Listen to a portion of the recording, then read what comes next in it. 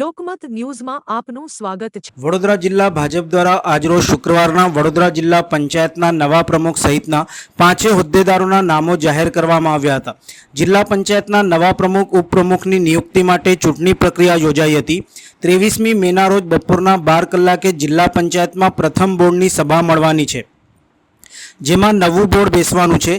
જિલ્લા પંચાયતમાં કુલ 34 બેઠકોમાંથી ભાજપે 32 બેઠકો પર જીત મેળવી છે, જેથી પ્રથમ અઢી વર્ષની ટર્મ માટે આજે પ્રમુખ ઉપપ્રમુખ કારોબારી ચેરમેન દંડક અને પક્ષના નેતા જેવા હોદ્દેદારોના નામની જાહેરાત જિલ્લા ભાજપ કાર્યાલય ખાતેથી કરવામાં આવી હતી, જેમાં પ્રમુખ પદ માટે જ્યોત્સનાબેન રબારીના નામની ઘોષણા કરવામાં આવી છે।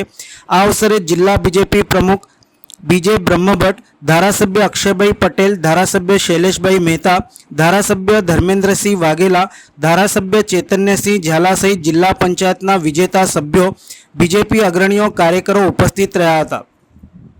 વડોદરા જિલ્લા પંચાયતના પ્રમુખ તરીકે જ્યોત્સનાબેન રબારીના નામની પસંદગી થતાં તેઓએ જણાવ્યું હતું કે મારી પસંદગી કરી તે બદલ હું ભારતીય જનતા પાર્ટીના પ્રદેશ અધ્યક્ષ જગદીશભાઈ વિશ્વકર્મા, સીએમ ભૂપેન્દ્ર પટેલ, વડોદરા જિલ્લાના અધ્યક્ષ બીજે બ્રહ્મભટ્ટ સાહેબ, પ્રભારી ઋત્વિજ પટેલ, રસિકભાઈ પ્રજાપતિ તેમજ કરજણના ધારાસભ્ય અક્ષયભાઈ પટેલ, વડોદરા જિલ્લાના ધારાસભ્યો, સાંસદ, તમામ હોદ્દેદારોનો ખૂબ ખૂબ આભાર માનું છું।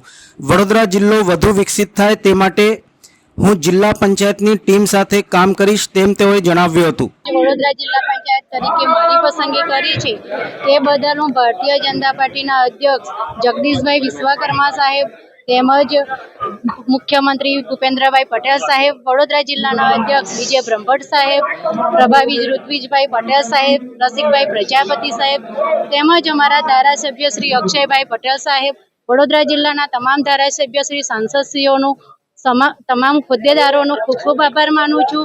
વડોદરા જિલ્લો વધુ વિકસિત થાય તે માટે હું જિલ્લા પંચાયતની ટીમ સાથે કામ કરીશ। જય હિન્દ, જય ભારત।